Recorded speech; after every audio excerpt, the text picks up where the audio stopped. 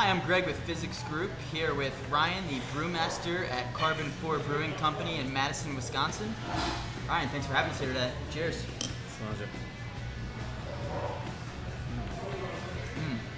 What are we drinking here? This is our IPA, Fantasy Factory. It's delicious, yeah. Good old India Pale Ale. So this is our flagship. Basically, we originally brewed it to just be a seasonal, and from the first time we started brewing it, we just couldn't stop. So what was supposed to be around for 2 months, 3 months is now basically 75%, 80% of what we're brewing. Oh wow, yeah, I can see that. It's a great beer. It's tasty. How'd you get into brewing? I always say I tripped and fell into brewing. I went out to Montana, born and raised, or wasn't born in Wisconsin, but raised in Wisconsin. Did my undergrad at Green Bay, and then I went out to Montana, Billings, Montana for grad school in sports medicine. And during my last year in grad school, I started working at a local brewery on the bottling line for some rent money, and just totally fell in love with it. Finished my degree and everything else, but stayed in the brewery and worked my way from just part-time bottling line grunt up to being the brewmaster, production manager, and then after 6.5 years of that, we opened up Karben4 in December of 2012. Awesome. So tell us a little bit about how you got started, a little bit of the history. You guys opened in 2012, so. Yeah, last couple days of 2012, had to get it in there. It's the managing partners myself and my brother Zach, and one of Zach's lifelong best friends, Alex.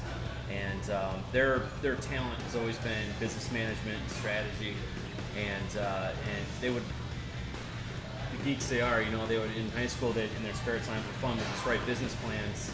So they never had a widget or something to chase down. So then I had the product, I had the talent or at least enough talent to get us in trouble for brewing. And so I'm kind of the back of the house, make sure the beer happens and that all the machines stay running and such. And then they help make sure that all of my my schizophrenia up here, all the creativeness can get turned into real dollars, and make sure that the whole supply line and the business side is managed appropriately.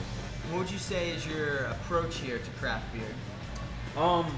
We do balance and everything. That's even when we do an extreme beer or something that's really out there, we still really want balance.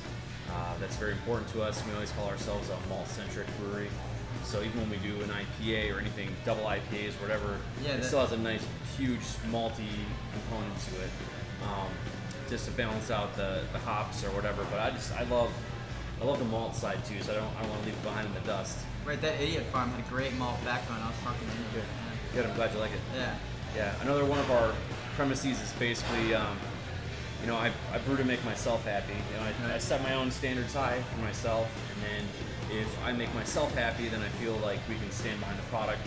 Because there's always going to be people who hate your product. It doesn't matter what you do. There's going to be people who hate it, people who love it, and then people who are indifferent. So, along with that, I have to not brew for what I think is going to sell. I have to brew something that I'm passionate about, that the whole team can get behind, and then that's what we push out. So we're brewing what we like to have. It's the beer we want to drink. What have you noticed is the major difference between a beer dispensed through the Fizzics system versus a traditional hand pour from can or bottle? The biggest thing by far is the head consistency. So, and I think that's linked to the technique of how it's pouring, how it's working. It's almost like you have to teach, grown adults how to properly pour a beer, in a glass, get the right angle, at the right speed, so you don't blow it all over the place, or, that you're getting it how you want to drink it. And so this is kind of like the best way to be perfect at the technique, if you will. It's more like just make sure you fill it here, and then use the machine appropriately. It takes care of all the behind the scenes. Sure. One last question for you. If you could have a beer with anyone living or dead, who would it be? Oh man. I don't know, maybe my grandfather, who passed when my dad was only 14, so I never got to meet him. Maybe one of my brothers who has passed, probably somebody I've never met before. Yeah, that makes a good conversation. It would probably be somebody who's currently not on Earth right now. There's a lot of interesting people on the planet, but I think it would probably be somebody from history. Cool. Whether family or significant, wherever else. Hey, well, we thank you so much for letting us come here today. And No, the thank you beer for is your time. delicious. Yeah, it's great meeting you. Thank you.